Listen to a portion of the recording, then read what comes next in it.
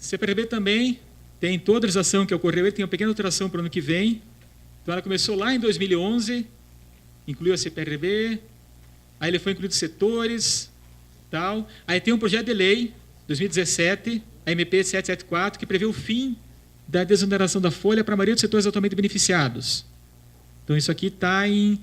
Vem um projeto de lei, já agora está em análise ainda.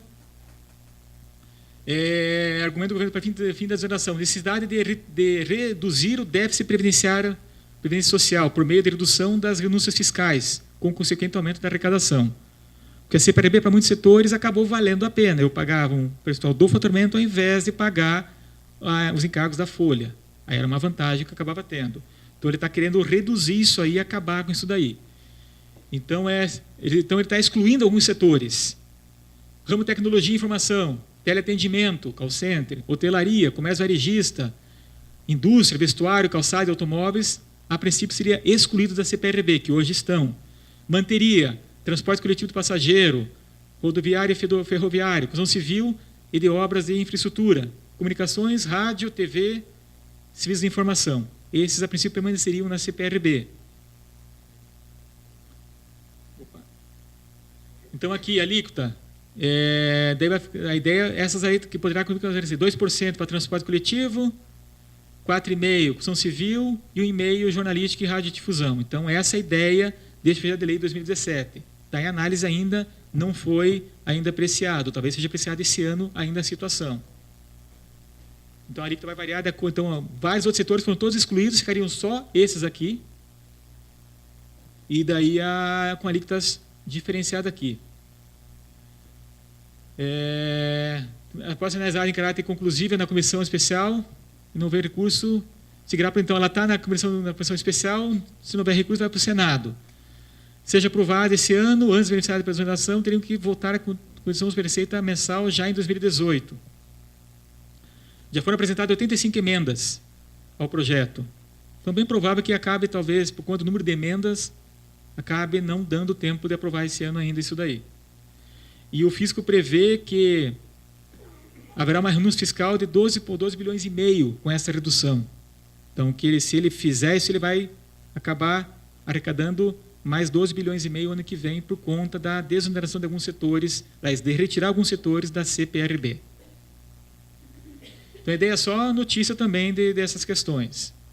Aqui também ainda, como eu falei, é projeto de lei, não está nada certo ainda, mas tem que ficar com o radar atento, porque possivelmente vai ocorrer alguma alteração lá na frente.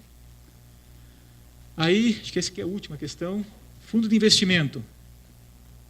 Também teve uma recente alteração agora em outubro, a MP 806, que, com efeito a partir de janeiro de 2018, deu importante alteração na tributação dos fundos de investimentos, fundos fechados. Então, ele mudou. Que fundo de investimento, o que era? Eu aplicava o recurso lá, esse fundo de investimento aplicava em empresas que geriam negócio, a renda subia para o fundo, enquanto eu não resgatasse o dinheiro do fundo, apesar de ele ter apurado ganhos com as operações de baixa, eu não tributava. Só tributava quando eu realizasse aquele resgatar dinheiro do fundo. O fisco veio, então a empresa ficava, se eu podia ficar lá 5, 10, 15 anos, investindo no fundo, aquele fundo gerando renda com o meu recurso, eu nunca ser tributado, porque eu nunca resgatei o dinheiro. Mas ele estava sendo o próprio imposto que eu queria pagar, eu aplico na própria operação, ele vai se multiplicando. Então, não tributava. O governo, vendo isso, mudou as regras com essa MP. O que acontece? Condomínio fechado, são aqueles fundos feitos que não é qualquer um que pode entrar. Tem um fundo aberto, que é aquele que a gente vai no banco e aplica, está aberto para todo mundo. O fechado é restrito, só algumas pessoas que eles quiserem podem entrar naquele fundo. Então, são fundos mais de pessoas, mais investidores qualificados, que são específicos para certas operações. Via de regra, ele não admite resgate e cota durante o prazo de sua duração. Ou eu amortizo, acabo com ele, ou eu vendo a cota. A aplicação financeira que é fundo aberto, eu posso ir lá resgatar quando eu quiser. Então, essa é a diferença. No fundo fechado, não. Ele não resgata a cota, eu só tiro quando eu amortizo a cota, quando ela acaba. Então, consequentemente, ela difere, como eu nunca tiro, o imposto fica tributado, diferido lá para frente quando eu efetivamente realizar ele.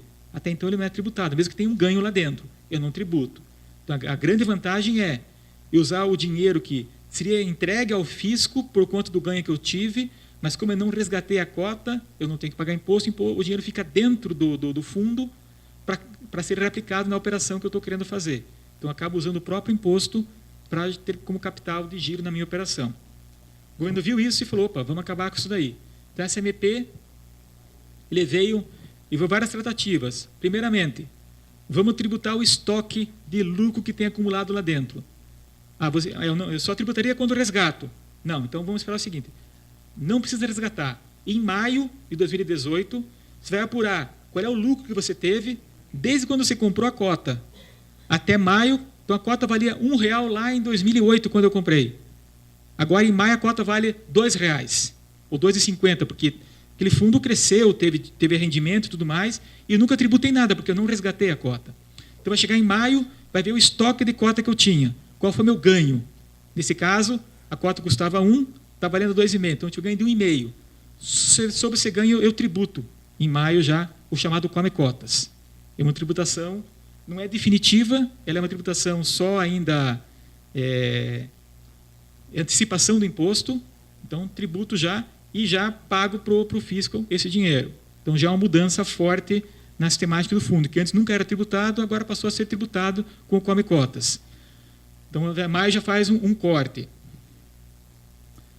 E a partir de junho começa o Come Cotas. Então, eu fiz uma linha de corte em maio, e a partir de junho, a cada 6 meses, vai ter o chamado Come Cotas.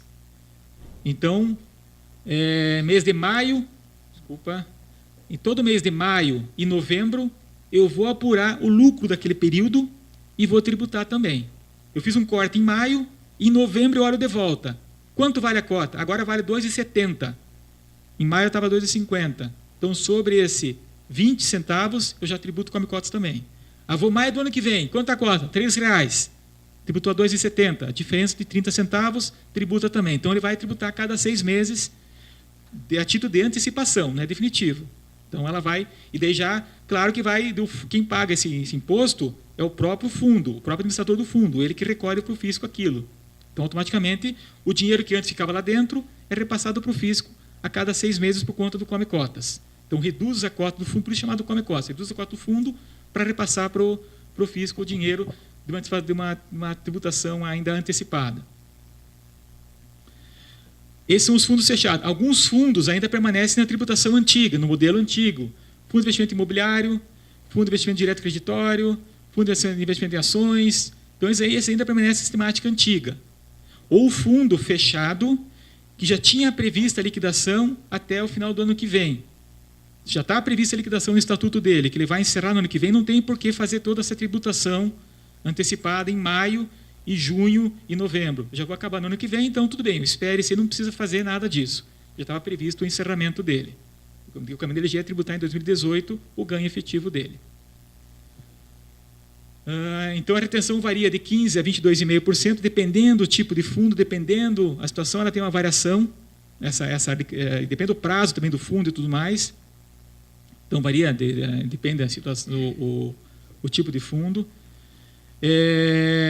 Ela produz efeito a partir de janeiro de 2018, claro, desde que a MP seja convertida em lei até dezembro de 2017. Essa MP foi feita uma semana, no começo desse mês.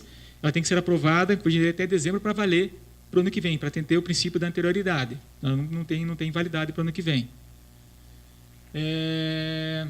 Outra questão também...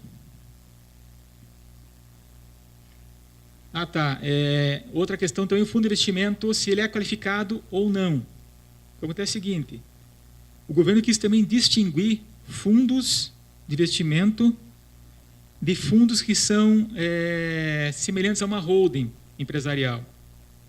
Então, se eu tenho um fundo fechado, nós temos aqui em 10 investidores que eles vão investir em algo, numa obra de infraestrutura, por exemplo. Então, botamos dinheiro no fundo, o fundo investiu essa grana em empresa de infraestrutura e está gerando recursos. Então, ele é um fundo fechado e sujeito a essa regra de tributação, diferimento do fundo, se ele não possui mais investidor direto ou indiretamente, então tem que ter mais de um investidor, certo? ter mais de um cotista direto ou indiretamente, ter cotistas que não influenciam ou não participam da administração das entidades investidas. Então, se eu sou investidor do fundo, eu não posso participar da gestão das empresas em que o fundo investe. Se eu tenho participação, ele trata isso, não sendo com fundo fechado, trata como uma empresa normal, e se a empresa normal tributa como se fosse uma empresa do lucro real normalmente. Então, ele fez essa distinção também. Então, o administrador do fundo vai ter que ver se o fundo realmente é um fundo fechado, se ele atende, então, se ele não tem cotista na administração, se ele não influencia, essa regra também mudou um pouco a situação, para tratar se realmente é fundo fechado ou não. Aí a tributação. Se ele estiver fora dessa regra, vai ser tributado normalmente como empresa normal, não é mais fundo, apesar de fundo de investimento, mas tributa como se fosse pessoa jurídica. Aqui que eu falei, então, fica como entidade de investimento e não como entidade de investimento. Não qualificado, os mesmos serão tributados por pessoa jurídica e os rendimentos que não tenham sido distribuídos aos cotistas até 2 de janeiro serão considerados pagos, creditados pelos cotistas, notificando sujeito a incidência impositiva na fonte de 15%. Então, se porventura o administrador do fundo falar que aquele fundo não é qualificado porque o investidor participa da gestão direto ou indiretamente, aí aquele não é fundo como entidade de investimento, aí não está sujeito àquele diferimento como se tributa normalmente. Então, essas alterações que ocorreram, basicamente, a criação do Come Cotas, do fundo fechado, e essa questão de fundo ser qualificado ou não para fins de tributação. Gente, acho que era isso. Só isso que tinha. Só. Bom, veja lá, é bastante coisa que tem. Eu procurei passar aqui, eu queria passar toda a matéria com vocês, até por causa do tempo que eu botei muito material, tem 200 slides ali, de 100 e poucos slides de material. Vai ficar disponível para vocês. Quiserem me passar e-mail, ligar, fiquem à vontade. Tem coisas, claro, que são, como eu falei, eu procurei o começo da apresentação, tratar coisas que já tem lei específica tratando daquilo. São atrações que vão ocorrer realmente a partir do ano que vem. E mais no final deixei coisas que são mais projetos, exceto aqui o fundo, que ainda podia deixar um pouco mais para adiante, mas a questão do projeto de reforma tributária, a mini reforma tributária, o PIS e COFINS ainda são especulações que se tem. Mas alguma coisa vai ocorrer. E o ITCMD também, apesar de alguns estados já terem alterado, o Paraná ainda não se movimentou. Mas é bem grande a chance dele se movimentar em relação a isso. Tá? Então, agora tomem cuidado, é muita obrigação acessória que tem ali, que esse RINF vai complicar a vida, DCTF-EB vai complicar a vida, o E-Social vai complicar a vida. Eu tive escritório por 15 anos, eu sei quando a gente sofre para fazer todas as obrigações acessórias. É bem trabalhoso. O que tem, qual é a vantagem disso? Valoriza um pouco a nossa profissão. A gente tem um pouco mais de valor em relação ao empresário. Por quê? Porque tem que ser cada vez mais um trabalho mais especializado. Não é qualquer um que faz toda essa obrigação acessória, que tem que fazer da maneira correta, como deve ser feita. Ok?